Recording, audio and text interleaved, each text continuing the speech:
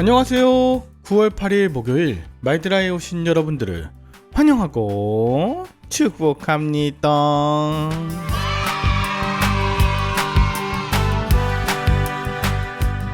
태풍이 지난 요즘 하늘이 너무나도 맑은데 그 하늘이 마치 저를 향한 하나님의 은혜라고 느껴졌습니다.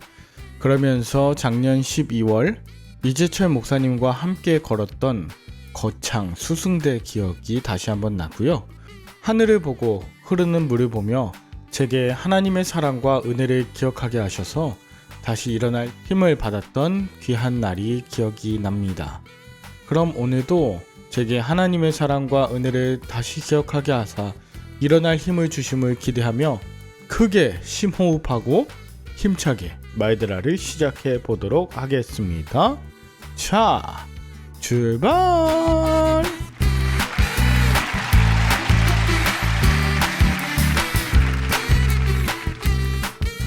오늘은 마태복음 16장입니다.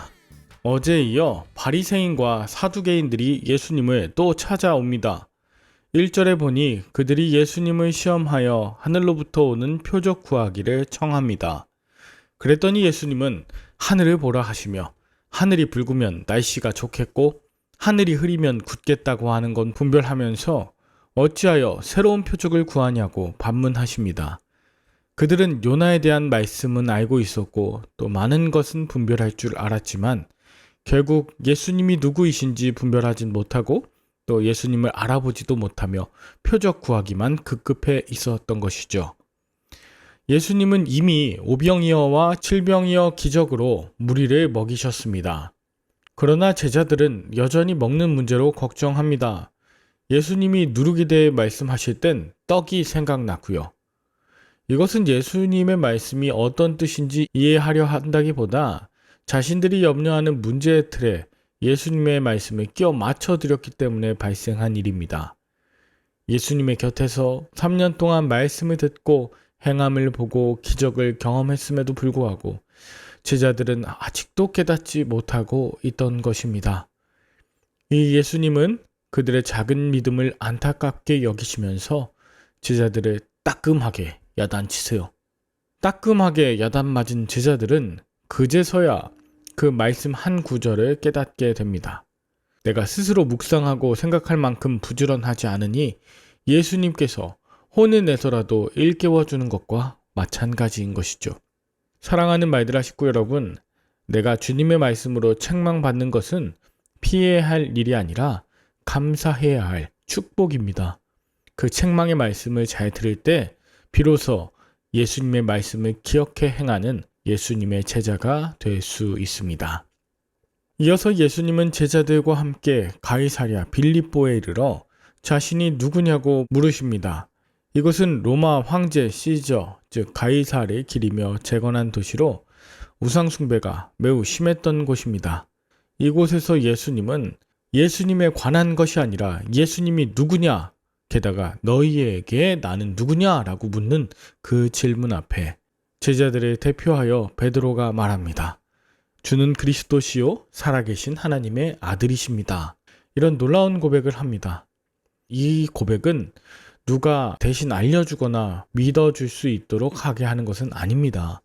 오직 성령께서 알게 하시고 깨닫고 고백하게 하시는 일이에요. 예수님은 베드로의 이러한 고백과 결단 위에 교회를 세우실 것이라고 하십니다. 그러니까 교회는 세상의 권력과 사망의 권세가 임한 가이사랴 빌립보 그곳에도 주는 그리스도시요 살아계신 하나님의 아들이십니다 라고 고백하는 자들의 모임으로 세워지는 것임을 알려주시는 것입니다. 음부의 권세 아래 있으면 무엇이든 옳고 그름으로 판단하며 서로를 죽이는 일에 혈안이 나게 되지만 주님의 교회는 구원으로 인도하는 천국 열쇠를 지녔기에 날마다 생명 살림과 감사, 찬양이 넘치게 됩니다. 그런데 재밌는 것은 베드로가 이러한 고백을 한 직후 예수님께 엄청난 꾸중을 들은 일입니다. 바로 예수님께서 예루살렘에 올라가 대제사장들과 서기관에게 죽임을 받고 제3일에 살아날 것에 대해 비로소 말씀하셨다 했을 때 베드로가 했던 반응 때문이었거든요. 22절에 보면 베드로가 예수를 붙들고 항변합니다. 이 항변하다는 것은 꾸짖고 소리치는 것입니다. 여기 붙들다는 것도 거칠게 붙잡는다는 것이에요. 그렇게 하지 말라고, 너는 절대로 그렇게 할 수 없다고 그렇게 꾸짖는 것과 같습니다. 조금 칭찬받았다고 사람들 앞에서 자기의 믿음을 자랑하고 그것을 통해 자신의 탐욕과 권력을 누리고자 했던 베드로의 마음이 드러난 순간입니다. 이에 예수님은 베드로에게 사탄아, 내 뒤로 물러가라. 너는 나를 넘어지게 하는 자다. 너는 하나님의 일을 생각하지 않고 사람의 일을 생각한다. 이렇게 꾸짖음을 듣습니다. 누구든지 예수님을 따라오려거든 자기를 부인하고 자신의 십자가를 지고 예수님을 따라야 한다고 확실하게 말씀해 주십니다. 여러분, 먼저 이 이야기를 들었을 때 어떤 느낌이 드셨나요? 누구나 다 자신의 기대로 예수님을 따를 수 있고 입으론 자신의 믿음을 고백하며 자신할 수 있습니다. 그러나 누구나 다 자기를 부인하고 자기 십자가를 지지는 않습니다. 사람들이 이해 못하고 조롱해도 예수님이 알아주신다는 것을 모르기 때문입니다. 여러분, 그런데 예수님을 따라 좁은 길을 걷는다는 것은, 또 십자가를 지는 것은 마음을 공허하게 비우거나 자포자기하라는 것이 아닙니다. 내 욕심대로 하려고 하는 헛된 꿈을 버리고 그 안에 하나님의 나라와 의를 구하는 갈망으로 그 속을 채우는 것입니다. 저도 사역을 하면서 하나님의 영광을 위하여 한다고 하는 일이 저의 의와 공로로 돌아가길 원하는 그 아주 못된 습성이 있음을 고백합니다. 그러다 보니 고난의 길은 점점 멀리하게 되고 높고 빛나는 길만을 걸으며 예수님 찬양하는 것을 추구해왔던 저입니다. 그런데 정말 목숨을 걸고 십자가의 길을 걸어갈 수 있겠냐는 이 도전과 질문 앞에서 여전히 자신 없다 하는 제 안의 연약함을 토로합니다. 그러나 한 걸음씩 한 걸음씩 나아가는 이 말드라를 통해 예수님께서 베드로에게 하셨던 책망, 진용아, 아직도 깨닫지 못하니? 주님, 예수께서 그리스도시요 살아계신 하나님의 아들이시라는 그 확고한 믿음 위에 교회를 세울 것을 다시 한번 붙들겠습니다. 제가 의지하던 것 다 내려두고 주님만 따라가도록 말드라 통해 한 걸음씩 뚜벅뚜벅 걸어가겠습니다. 라고 주님 앞에 기도합니다.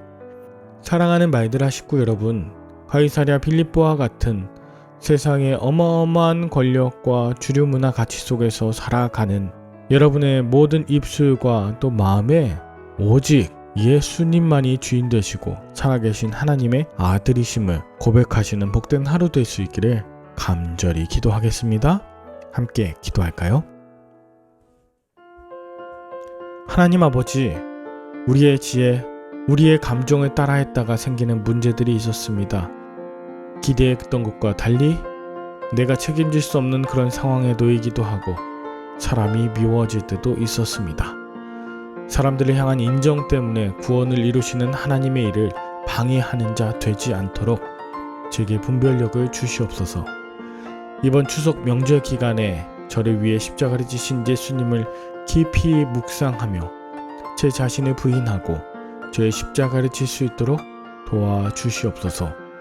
천국 소망으로 가득하도록 제게 부드럽게 때로 따끔하게 말씀하시는 사랑의 이름 예수님의 이름으로 기도 올리옵나이다. 아멘.